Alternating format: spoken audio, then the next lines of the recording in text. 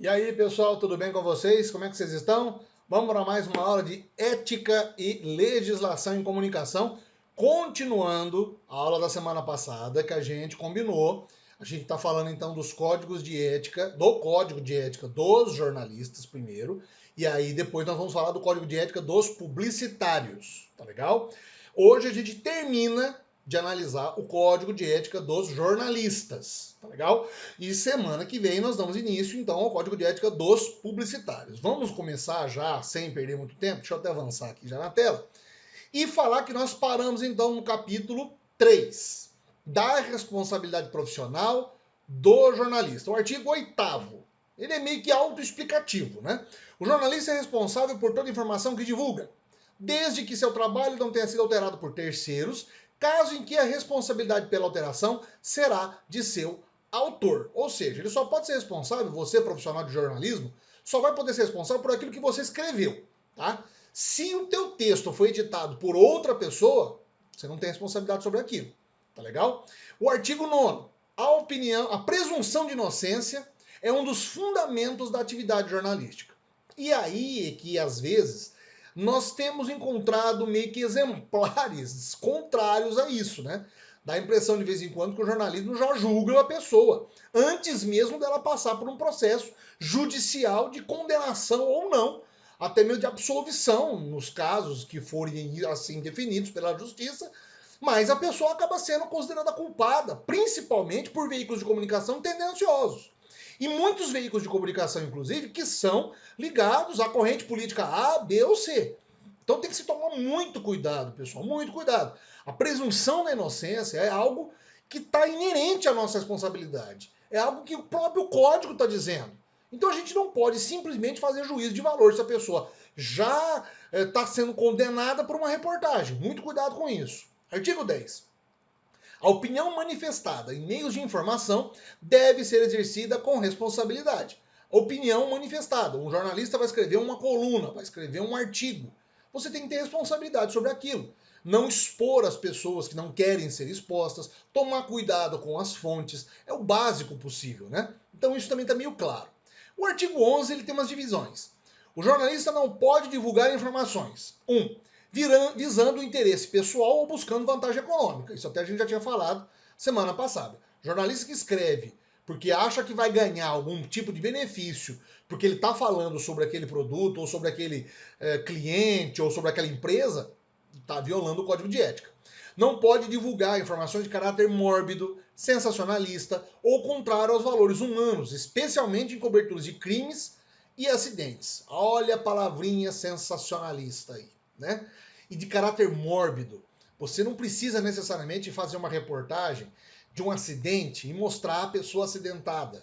Você não precisa fazer uma reportagem sobre uma chacina e mostrar os corpos das pessoas. É absurdo, sabe? E a gente de vez em quando vê isso muito acontecendo. Aqui mais, em alguns veículos de comunicação brasileiros exploram isso um pouco mais que outros. Há também um fator de regionalização. Hoje, muito menos, tá? Mas já houve um tempo em que algumas emissoras de televisão faziam isso, exploravam isso gratuitamente.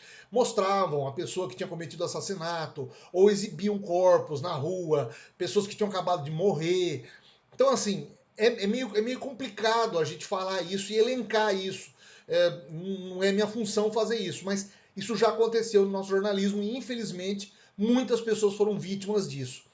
É claro que isso é uma violação ética, a gente tem que combater. Então ele não pode colaborar com a morbidez ou com o sensacionalismo ou com o mínimo de valor humano que pode acontecer dentro de uma reportagem, tá legal? Depois, o jornalista não pode divulgar informações obtidas de maneira inadequada, por exemplo, com o uso de identidades falsas, câmeras escondidas, microfones ocultos, salvo em caso de incontestável interesse público e quando esgotadas todas as outras possibilidades de apuração. Esse ponto é um pouco complicado e controverso. Por quê?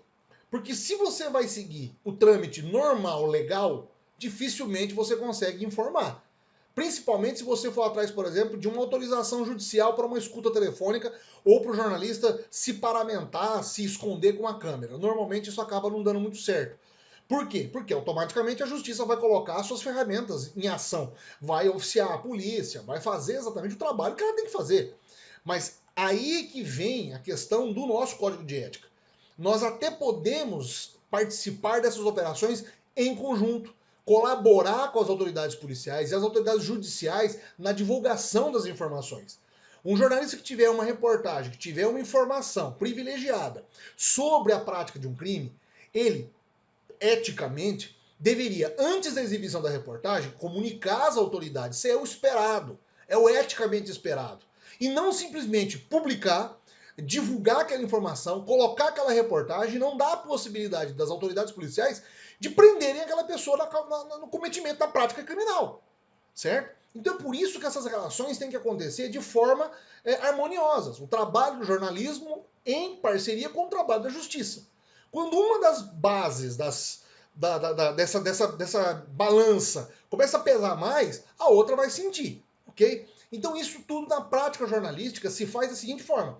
Os repórteres acabam sim entrando em contato com promotores, com delegados, com agentes policiais, com juízes. E quando há sim a possibilidade de haver uma cobertura jornalística daquilo, o correto, o ético, o esperável é que haja um acordo, haja um estabelecimento então de responsabilidades. Olha, nós vamos até lá, vamos fazer cumprir a matéria, e antes da gente exibir, nós vamos passar para vocês para que as pessoas sejam presas. Porque aí a gente vai automaticamente mostrar o desenrolar da história. As pessoas sendo presas, certo? Mas o fato é que às vezes, já aconteceu isso no passado, o jornalismo ia lá, divulgava a informação, no dia seguinte a pessoa fugia. E aí a polícia ia chegar para prender a pessoa, cadê o cidadão?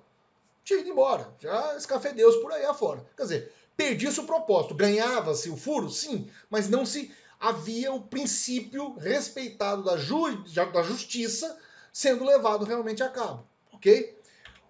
O artigo 12 já diz o seguinte, ele já trabalha com o que o jornalista deve fazer. E aí vem, ressalvadas as especificidades da assessoria de imprensa, ouvir sempre, antes da divulgação dos fatos, o maior número de pessoas e instituições envolvidas em uma cobertura jornalística, principalmente aquelas que são objeto de acusações não suficientemente demonstradas ou verificadas. E lembra quando eu falei para vocês que o Código de 87 não vislumbrava, inclusive, a possibilidade do trabalho da assessoria de comunicação, da assessoria de imprensa? Então, aqui no artigo 12 já existe a previsão. O que ele está dizendo é o seguinte, olha, ressalvadas as atividades do assessor de imprensa, ou seja, o assessor de imprensa que defende uma empresa que está sendo acusado de alguma coisa, ele não vai poder, obviamente, seguir todos esses trâmites. Mas ele vai ter que automaticamente fornecer todas as informações possíveis para o bom andamento do trabalho dos outros colegas. Mas o fato é que nós temos então que sempre ouvir, antes da divulgação de qualquer informação, o maior número de pessoas, o maior número de envolvidos na situação, para que a gente tenha o maior âmbito possível de abrangência da reportagem. E não simplesmente ficar restrito ou atido somente àquele tipo de acusação, a uma única fonte, certo? Não podemos fazer isso. Nós devemos ampliar a possibilidade de pessoas falarem numa reportagem, mostrar os vários lados, abrir a possibilidade para o controverso, o contraditório, tá legal? Depois, o jornalista deve buscar provas que fundamentem as informações do interesse público, buscar as provas que vão fazer com que aquela reportagem tenha, sim, interesse público. Tratar com respeito todas as pessoas mencionadas nas informações que divulgar. A educação é sempre utilizada e é sempre muito bem recomendada, muito bem, obrigado. É claro que em algumas reportagens, hoje em dia, está ficando muito difícil você manter um certo nível de educação, porque as pessoas estão muito radicais. Mas a cordialidade tem que ser uma marca da atividade prática jornalística. Informar claramente a sociedade quando suas matérias tiverem caráter publicitário ou decorrer de patrocínios e promoções. Então a matéria deixar clara no texto, ou que ela vem lá como informe publicitário, ou ela colocar que essa reportagem foi feita sob financiamento, ou sob ajuda, ou sob pedido, ou custeada por empresa tal. Deixar claro para o leitor que aquilo é uma publi news, é uma notícia publicitária, vamos colocar assim. Ou, como a gente vai encontrar mais hoje aí na internet, o public post, é o post pago. Deixar claro e transparente que isso é uma informação, mas que é uma informação que está sendo paga para ser veiculada, ok? rejeitar alterações nas imagens captadas que deturpem a realidade, sempre informando o público o eventual evento de recursos de fotomontagem, edição de imagem, reconstituição de áudio ou quaisquer outras manipulações. E é aí que vem a questão, essa imagenzinha que eu estou colocando aqui da fake news. Ou seja, é nossa responsabilidade informar quando há uma edição naquilo, mas principalmente coibir que isso aconteça sempre. Evitar que o público seja alvo de informações editadas ou que sejam cortadas pedaços da reportagem porque convém para aquele grupo de pessoas noticiar aquilo. Nós devemos evitar que isso aconteça, ok? Já caminhando para o final do capítulo 3, promover a retificação das informações que se revelem falsas ou inexatas e defender o direito de resposta às pessoas ou organizações envolvidas ou mencionadas em matérias de sua autoria ou cuja publicação foi responsável. Dá o direito das pessoas que foram atingidas ou se sentiram atingidas com aquela produção daquela reportagem de falarem. Dá o direito para elas também se manifestarem e automaticamente se retificar as informações. É uma questão de lógica. Se aquela pauta está falando de alguém, você tem que dar direito para aquela pessoa se manifestar também, tá? Defender a soberania nacional, em seus aspectos político, econômico, social, cultural, defender o país, isso é lógico. Preservar a língua e cultura do Brasil, respeitando a diversidade e as identidades culturais. Manter relações de respeito e solidariedade no ambiente de trabalho e prestar solidariedade aos colegas que sofrem perseguição ou agressão em consequência de sua atividade profissional. Nós somos uma classe profissional, os comunicadores como um todo, os jornalistas dentro do seu nicho, os publicitários dentro do seu nicho, as relações públicas dentro do seu nicho, que devem sim trabalhar em conjunto e principalmente se autodefender dos ataques que vêm sofrendo, principalmente os jornalistas que estão na linha de frente. É uma questão hoje de união da classe. Isso volta e meia acontece, como nós tivemos, por exemplo, no caso do Tim Lopes. Mas entre outros assuntos, outros casos mais recentes de ataques a repórteres que têm acontecido quase que diariamente. Nós temos que lutar para que isso não aconteça e temos que defender a nossa classe profissional. O capítulo 4 já começa o final, já mais ou menos focando naquilo que eu queria falar desde semana passada, que já é terminando a nossa análise. Ele fala sobre as relações profissionais e dá o artigo 3 o seguinte: a cláusula de consciência é um direito do jornalista, podendo o profissional se recusar a executar quaisquer tarefas em desacordo com os princípios desse código de ética ou que agridam as suas convicções. E aqui eu coloquei para vocês o livro da Otília Leitão, que é uma professora, é uma acadêmica portuguesa, que publica esse livro em Portugal. Esse livro ainda não tem uma tradução no Brasil, mas claro, é português de Portugal, não seria tão difícil a gente lê-lo aqui. Mas que ela discute essa cláusula de consciência no jornalismo, tá? Inclusive esse capítulo, esse artigo 3 tem um parágrafo único. Essa disposição não pode ser usada como argumento, motivo ou desculpa para que o jornalista deixe de ouvir pessoas com opiniões divergentes das suas. Deixa eu explicar rapidamente o que é essa cláusula de consciência. Imagine que um jornalista ele não acredite numa causa, ou ele tenha por princípio ideológico uma outra causa. Ele tenha um argumento religioso, ele pratique uma religião. E aí a redação manda ele fazer uma reportagem contrária àquilo que ele acredita. Ele pode arrogar a cláusula de consciência? Ele pode. Ele é obrigado a escrever sobre aquilo? Olha, ele não é obrigado. Ele não pode fazer isso. Ele automaticamente. É um direito se recusar a escrever alguma coisa sobre aquilo. Isso é fato. Ele pode sim solicitar: olha, eu não me sinto confortável para escrever esse texto, eu não me sinto confortável para falar sobre esse assunto.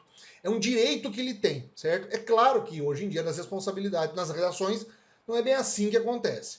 Só que aí vem o parágrafo único. Veja bem, essa disposição não pode ser usada como argumento para ele não deixar a outra parte falar. Suponha que ele tenha uma linha ideológica. Ele acredita naquela linha ideológica. E ele, porque ele acredita naquela linha ideológica, ele não deixa, por exemplo, que o contraditório, que uma pessoa que não concorde com aquilo que ele pensa, fale na reportagem. Ou fale no texto que seja escrito por outra pessoa. Aí ele não pode arrogar a cláusula de consciência. A cláusula de consciência é dele. É uma coisa que é inerente à atividade dele. Mas não quer dizer nada em relação à atividade de um terceiro. Certo? Então ele não pode simplesmente deixar de ouvir as pessoas porque ele não acredita naquela ideia, naquele princípio religioso, naquele princípio econômico, naquele princípio político, etc. É claro que hoje a gente poderia elencar aqui N casos em que, às vezes, o jornalista é obrigado a escrever sobre coisas que ele não crê. E ele acredita em outras coisas, mas para garantir um emprego, ele acaba escrevendo. É ruim, é péssimo, mas infelizmente é uma realidade. Vamos continuar prestando atenção também nisso. E aí, das relações profissionais, o jornalista não deve acumular funções jornalísticas ou obrigar outro profissional a fazê-lo, quando isso impactar substituição ou supressão de cargos na mesma empresa. Então, o jornalista ele ser fotógrafo, editor de fotografia, redator, fechador, diagramador, não. Ele não pode aceitar que isso aconteça. Existem funções, existem profissionais para cada uma dessas funções. Se ele é editor de fotografia, ele é editor de fotografia. Ele pode ser, no máximo, um fotógrafo também. Mas ele não pode acumular essas funções. Quando, por razões justificadas, vier a exercer mais de uma função na mesma empresa, o jornalista deve receber a remuneração correspondente ao trabalho extra. Se ele acumular a função, eu sou redator-chefe, mas também sou repórter, ele acumula as duas funções. Então ele recebe uma gratificação em cima daquilo. Deveria ser assim que aconteceria nas redações, deveria, né?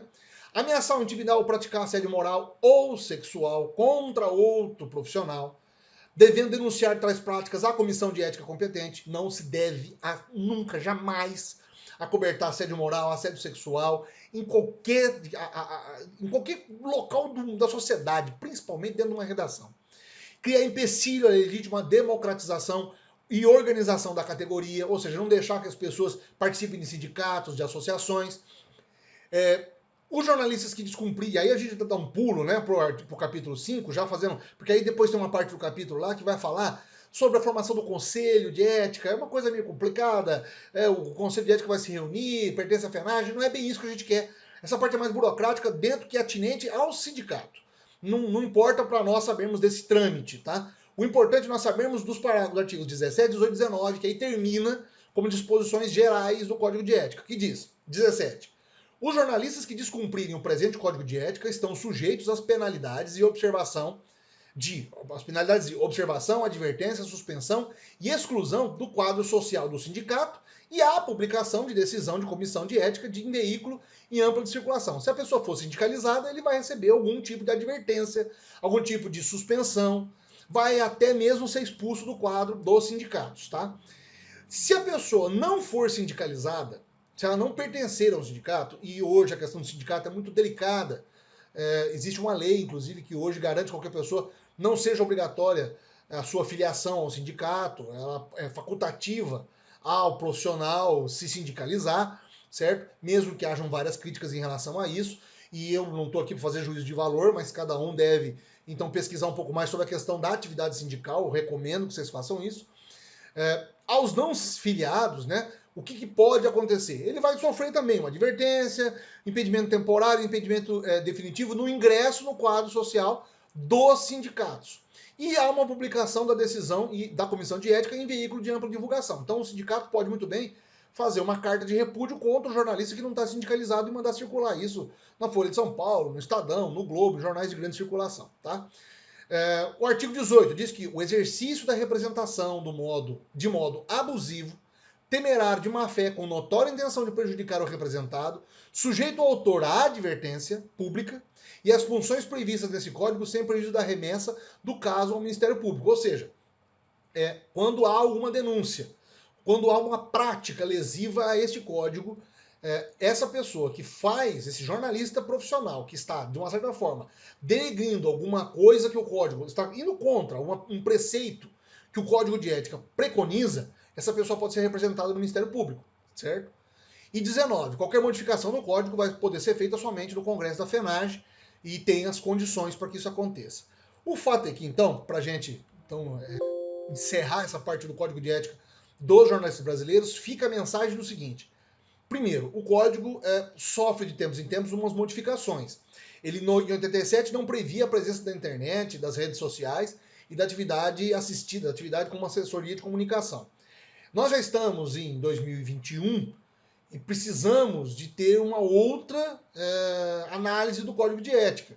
Sim, porque algumas práticas dos jornalistas em redes sociais podem estar violando alguns novos percursos, alguns novos caminhos em relação ao código. E isso deve ser estudado por toda a classe jornalística como um todo, tá? O fato é que fica que nós precisamos de ter uma união nas classes profissionais, nos jornalistas, nos publicitários, nos relações públicas, no pessoal de vídeo. Todo mundo tem que começar a se unir dentro das suas classes, certo? Para lutar por direitos iguais e direitos únicos dentro da sua competência.